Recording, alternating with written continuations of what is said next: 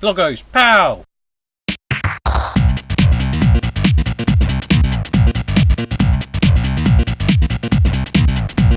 Right, it's my birthday this week, so I'm going to play some of my favourite arcade games which people don't talk about anymore. You might call it the underrated arcade games of Bloggo's birthday.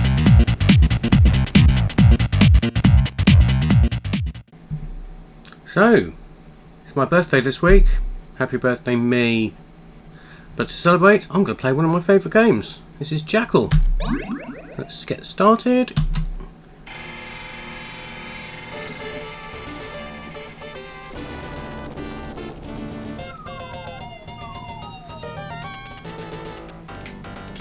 So, here we go. Jackal, released in 1986. You probably saw it just down the title screen. I do apologise if I've just got that wrong. Anyway, up the scoring shoot 'em up. I suppose you're going to say it's a bit like a Curry Warriors or Commando, except you've got a Jeep. And a Jeep always fires forwards. There's no way of rotating the gun. However, second fire button fires explosives. So in this case, grenades, and now I've got a power up from that POW, rockets. So, and they power up to different levels and get more powerful as you go. Okay, so we've got faster firing rockets now. So this is, I think, a bit of a hidden gem. I found this first off at Boundary Road Fish and Chip Shop in Ramsgate. And I never saw the coin up anywhere else. It wasn't down Margate or Broadstairs or Ramsgate or anywhere like that. It was only in that fish and chip shop, so it was a bit random. But you know, sometimes that's the coincidences that bind life together or something. It was converted to home systems, albeit quite badly. Commodore 64 Spectrum and Amstrad versions are all fairly poppy. I think the Commodore 64 version had, well, there was two versions. One for the US market, one for the European market. So, never played any of the home versions, at least on the 8-bit computers. I'm not even sure if the C64 version, which is the version I would have, I suppose, by default played, got released on its own. It was only part of a compilation, I believe, or on budget. I can't remember.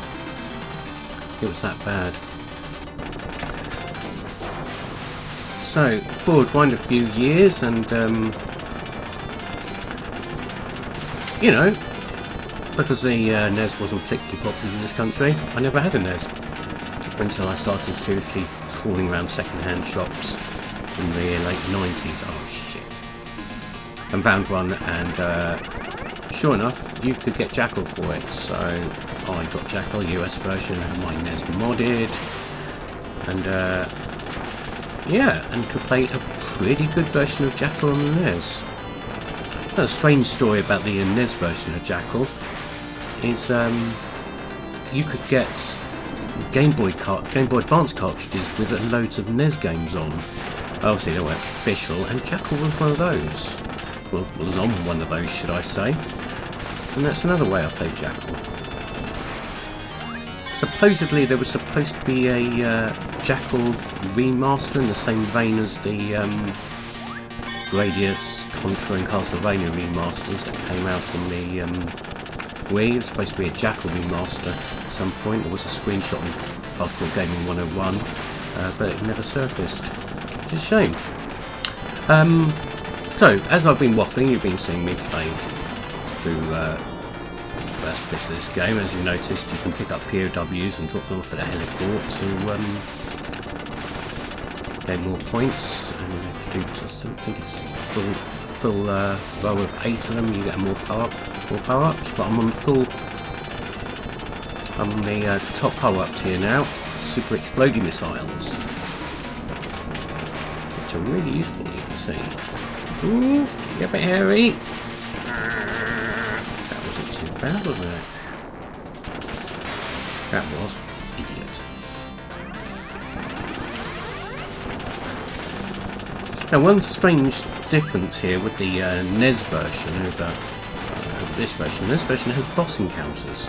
In fact, I do believe in the NES version there's a boss encounter just there. but not there in the arcade games, so it's another thing where Konami changed things up for the home release slightly. So this seems to be part of it. But hey, not complaining. Any little additions to a game, you know, are good. Don't drive into the explosions either, because they will damage you. Running the little guys as well, which is a lot of fun. Oh, tanks, all of a sudden. Oh, and I'm dead! Oh.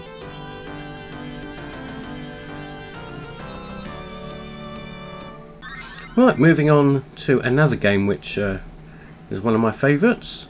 Here's Prehistoric Isle in 1930. Many shipwrecks near the Bahama Islands and conduct a thorough investigation near the islands where the accidents have occurred. So here we go. Now this, until the PSP SNK Classic Zero came out, had not appeared on a home console or computer outside of playing it on MAME. So that's a bit trivia there for you. Again, I used to play this down the arcades. This was Waters Arcades. I used to play this. And as you can see, there's dinosaurs, there's biplanes, there's power-ups. That's pretty much everything you're going to expect from this, but it is just a really good fun sideways scrolling shooter. Doesn't take itself too seriously. The music and graphics are nice. Now there was a sequel on the Neo Geo, Prehistoric Isle 2, surprisingly, and it was a bit different. In fact, in some ways it was sort of similar to Jackal, because you had people to save and that. But it's an interesting sequel. I don't think it's as good as this. Some people may disagree. Maybe I'll play that in the future when I do another Neo Geo video.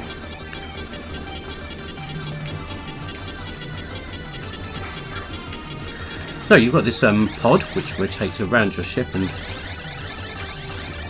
Oh, well that's a shield. It rotates around my ship, it's not what I was expecting. But the pod is direction stipulates the kind of weapon it has. So if you're firing at a diagonal up or up and backwards, it does like a reflector shot like this. You've got it all the way forward, it does like a forward cannon, and then you've got bombs, something like that. And behind you've got these stupid mines. Each stage, well, nearly each stage is an exception, has two boss encounters. So we're just reaching the first boss encounter from stage 1.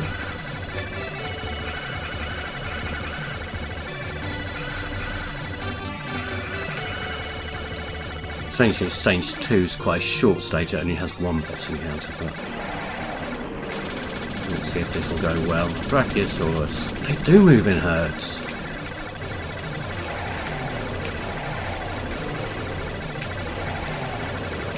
This guy toasted.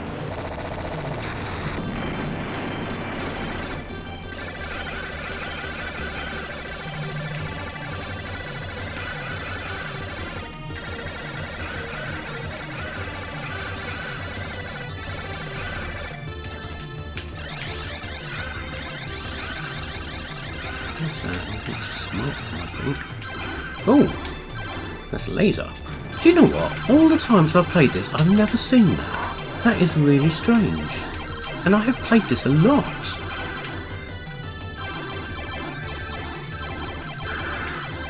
How weird. It's only temporary. Wow.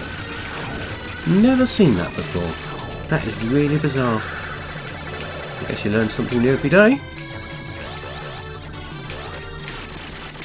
Okay, second boss coming up.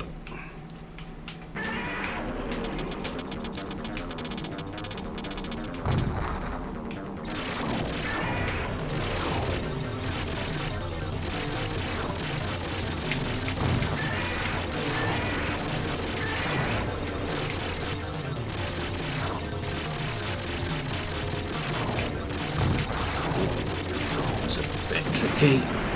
Okay, well that wasn't too bad. Right, second stage, here we go.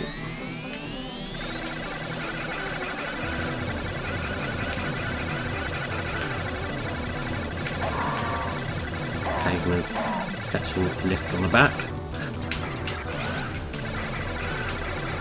Now this bit is horrible. In fact, this stage is horrible if you've lost your weapons. So, and the boss of this stage hasn't got a particularly complicated attack pattern, but it is annoying enough to throw me off my game. So that's not going to go well, I don't think.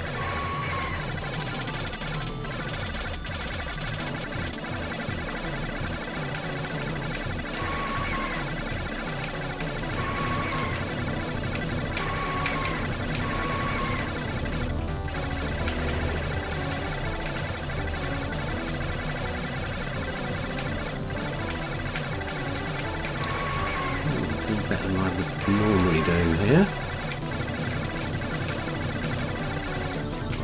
That's the problem, is it can make you lose the amount of fire that you take to your pod. Unlike R-Type, pod takes damage and eventually expires. So now I'm completely fucked for this level.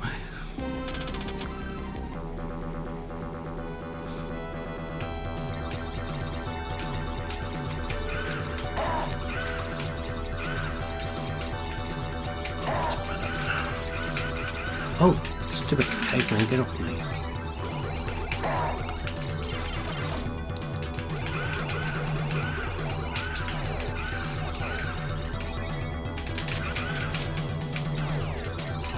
Fish! Prehistoric fish! They're ichthyosaurs, they're technically reptiles. You know, don't let that bother us, do we?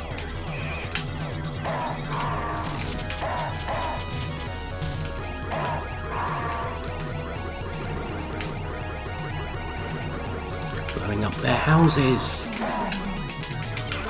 Little prehistoric men in their houses.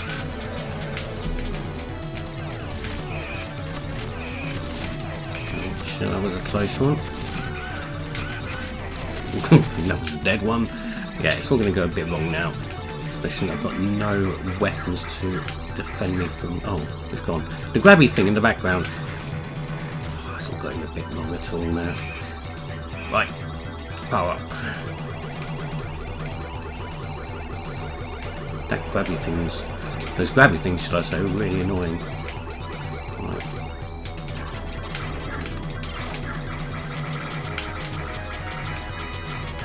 We've got the mid-level boss, the unknown dinosaur.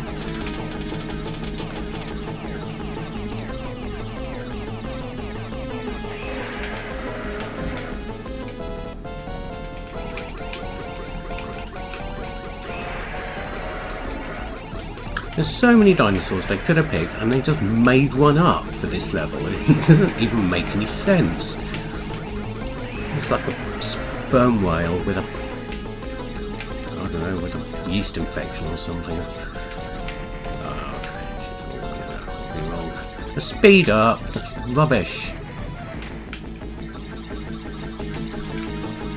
Another speed up. And bloody tastic. And there we go. That was Prehistoric Isle.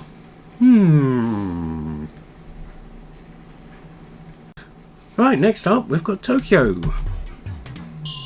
by Taito. This is notable because the backgrounds are actual backgrounds from Tokyo, unsurprisingly. Now this is one of my favourites just simply because of the music. The music is... I played this in an arcade, the sound was turned up quite loud, and it was like an earworm for the rest of the day. It was infectious. And since then, you know, it's been one of those things where I've thought of the game and then immediately the music pops into my head. You can see it's a fairly standard upward-scrolling shoot 'em up. I suppose a bit like Flying Shark. I think it predates Flying Shark actually. It's got this thing with these formations here that change. The weapons change depending on the formation. You've got them on a certain formation, you get ground attack. At some other formations, you have an air attack, and then you've got like a middle formation which does both. The American release of this was called Scramble Formation as a result, so that's some interesting useless bit of facts to fill up your brain. I don't think there was any home versions of this. Definitely didn't appear on the 8-bit computers. I'm not aware of any Famicom or PC Engine or anything like that. FM Towns? I don't know. But it is on one of the Taito compilations for PS2, Xbox. So there's that. Also, strangely enough, if you've got the Space Invaders compilation for PS2, you can pick the background music in the arcade bit, and the Tokyo music is selectable there. So that's interesting.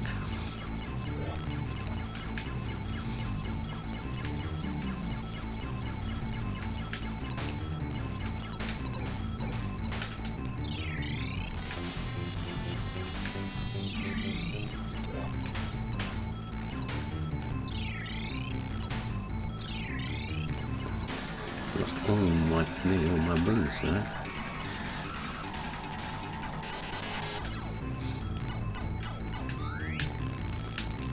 It's going up. I think we'll get a boss in a second.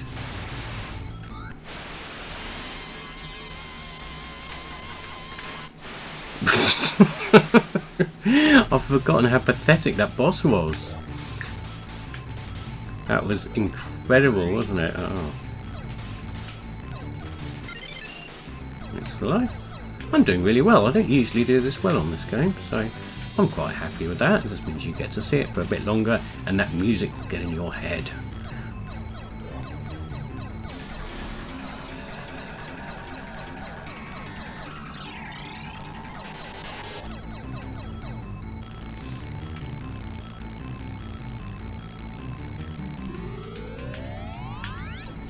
Oh crap. Didn't see that coming. Oh, rubbish.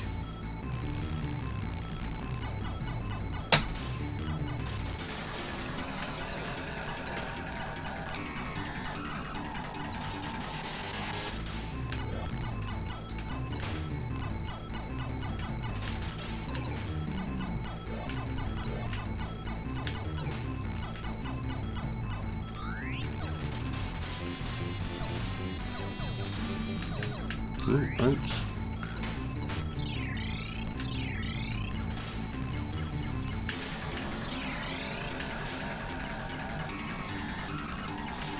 It's quite cool when the when your wing fighters gets hit, it explodes and spins around a bit and takes a bit. It'll deal a little bit of damage to anything that's in the immediate area. We'll get last life already.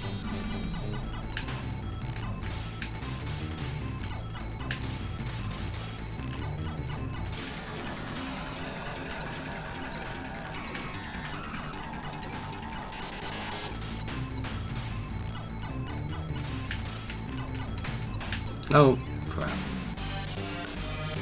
Oh, look, another progress map. Oh, maybe I should have done games with progress maps instead. So the last game I'm picking isn't actually that obscure. It was a really big deal back in the day, but nobody talks about it now. It came out on Spectrum, Commodore 64, Amstrad. It was a really big deal. It was in arcades everywhere, but it is completely fallen by the wayside these days. So here is Combat School. So we play as Nick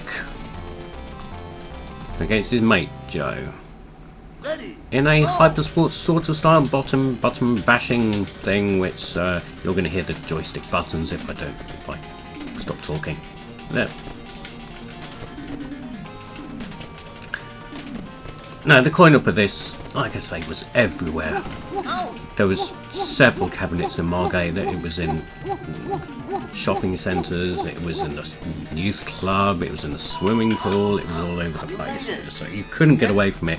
And the ones that were around the area I lived were trackball versions. I'm playing this on the joystick ROM so I can actually play it, but yeah, it was a trackball game for the most part. Ready, fire!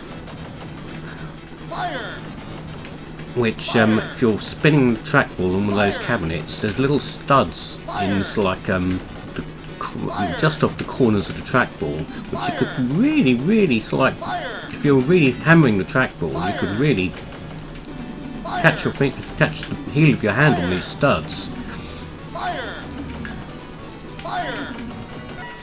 Oh dear, I should be paying more attention. Oh crap. Right, I'm going to try that again. Oh, okay, we've got a... Oh god, this is a button bashing bit, this is. Pull-ups. Come on!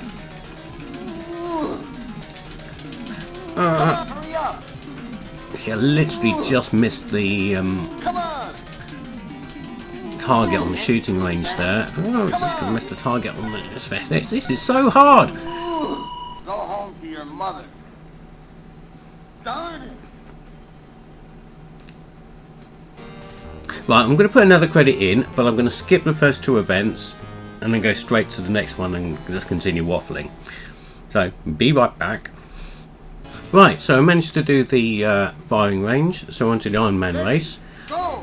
Now this is funny because if you're playing this on the Commodore 64, you could press the auto fire and do that. You could just jump over everything. It doesn't really work here, but you could do it. It was hilarious. You could just jump over everything by permanently floating midair.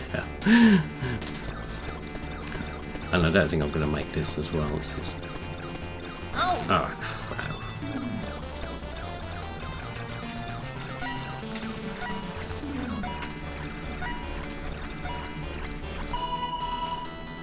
See, not even Joe made it.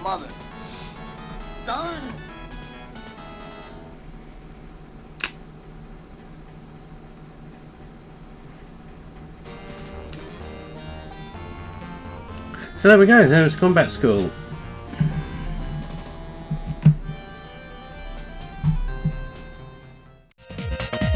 Comment below to share your arcade games that you used to like to play, which nobody else talks about. Here, subscribe or naff off.